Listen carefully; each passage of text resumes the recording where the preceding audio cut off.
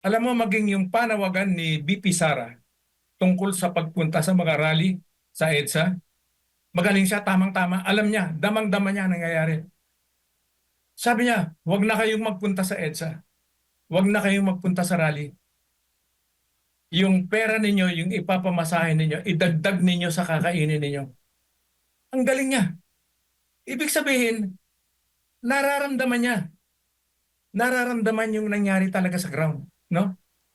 At ako, sa totoo lang, isa sa mga dahilan kung kaya ako hindi nakaka-attend ng rally, sa kawalan ng pambayad sa taxi, no? Pagpunta lang doon sa lugar. At ganyan ang nararamdaman ng nakararami. Pero nakakatakot ito, ha? Biglang-bigla yung tipping point yan, ha? Bigla yan. Kasi sa ngayon, parang kung titignan mo, parang merong lull, no? Parang kang nasa gitna ng no? Nasa gitna ka ng ng bagyo, hindi mo mararamdaman, nasa gitna ka.